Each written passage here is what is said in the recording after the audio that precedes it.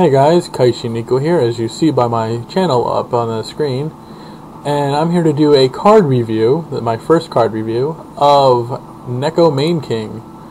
Neko Mane King is a level 1 Earth monster.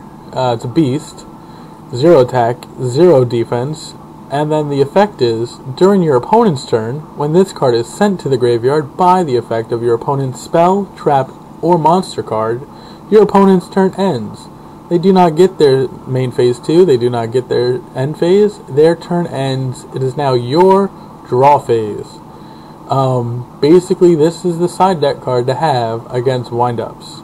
Windups are annoying, and I hate the meta the way it is, and so to stop the meta you have to have good side deck cards, and Neko Mane King is one of the best side deck cards out right now.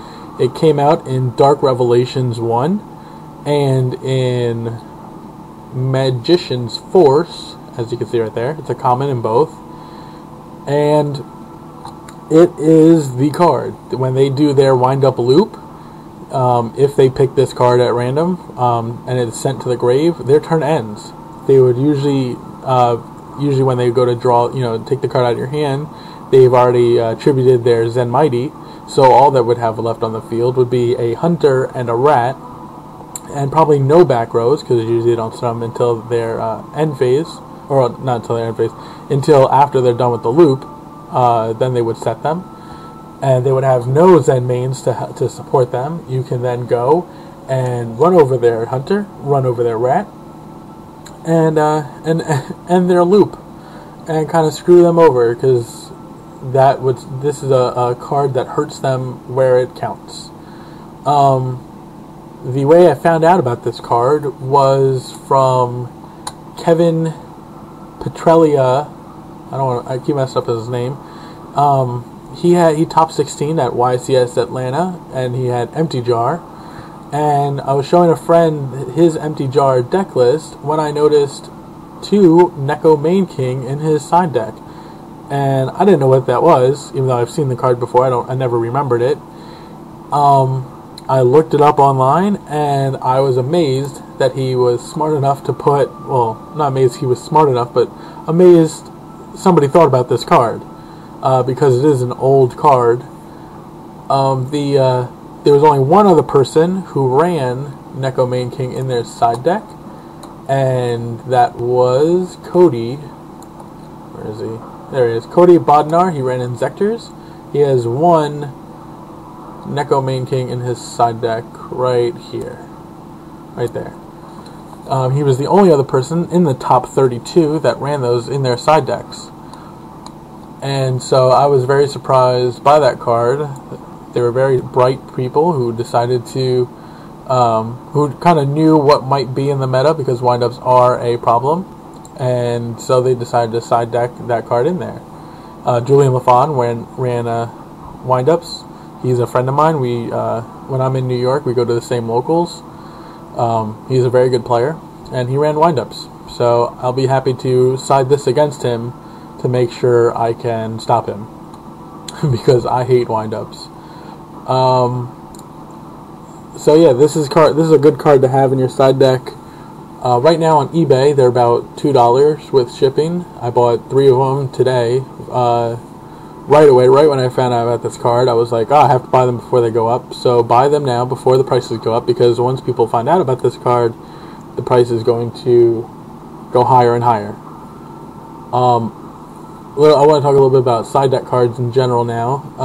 The best side deck cards for this meta currently would be Skill Drains. They stop basically any deck that uses effects. So windups, Inzectors, Dino Rabbits, it slows them down if you can get it out before they go big, or even after. Late game, it's still a good card to have when they have their big monsters on the field and they can't use their effects. Another one would be Shadow Imprisoning Mirrors for Dark Worlds and for Inzectors, because Inzectors are basically all darks. Mirror of Oaths, that is another good card to side deck. It's a trap card. when your opponent special summons from their deck a monster or monsters, you get to destroy them and draw one card. So when they go Rabbit, and use Rabbit's effect and bring out their two normal monsters, you can play Miravo's to then destroy those two monsters so they can't Ixie summon and draw one card. It messes them up. So they can't go Lagia or Dolka or whatever they want to do. They can't do it. That's a good card to have. Also, it's also for good against Gladiator Beasts, but nobody really runs Gladiator Beasts anymore. They're not tier 1 material anymore. So this card also stops, by the way, Dark Worlds, Dark World Dealing. You get to choose, you draw a card and then you have to choose a card to discard. Because your opponent played Dark World Dealing on you, it's their card effect having you send Neko Mane King to the grave.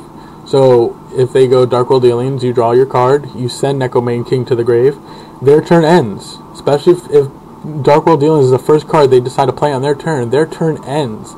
They have an open field. You can now do whatever you want to do on your turn and attack them directly. So it is a very good card. It stops 2 decks.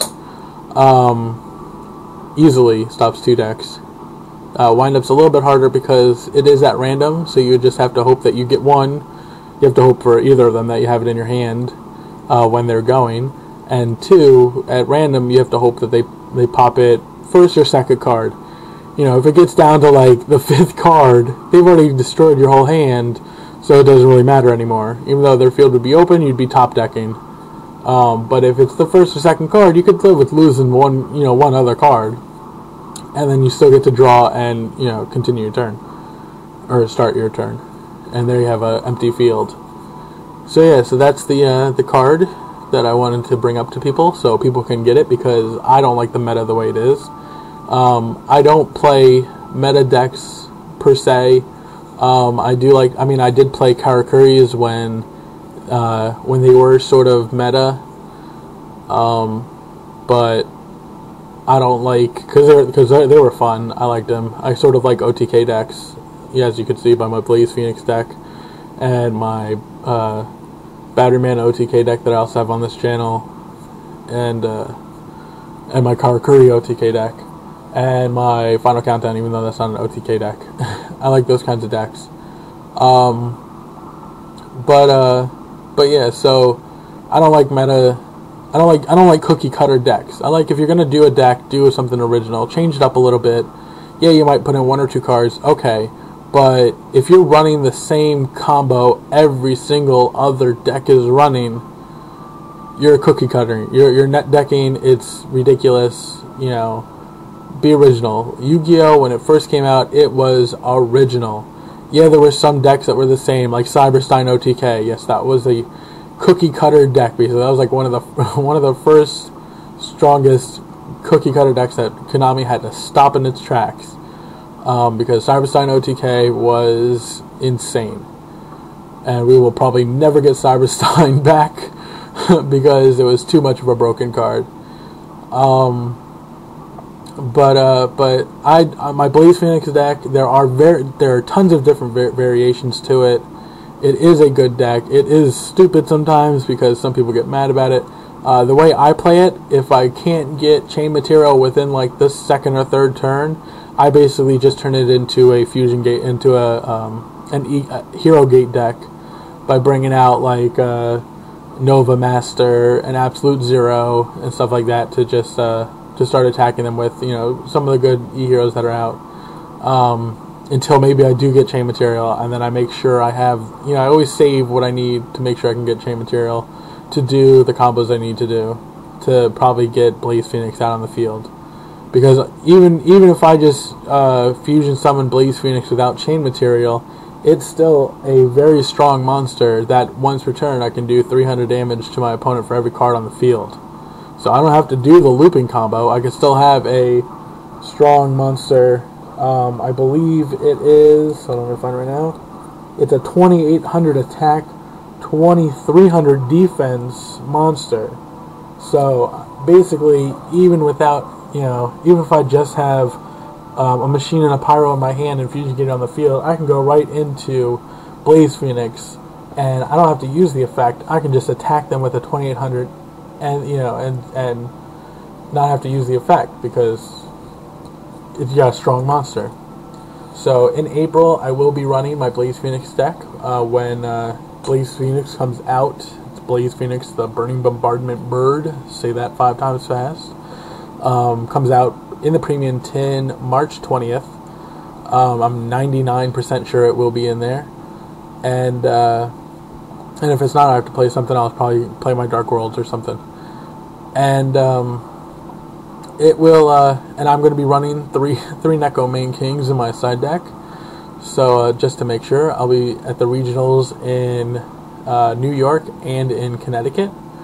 So if you see somebody playing a Blaze Phoenix deck there, it's probably me.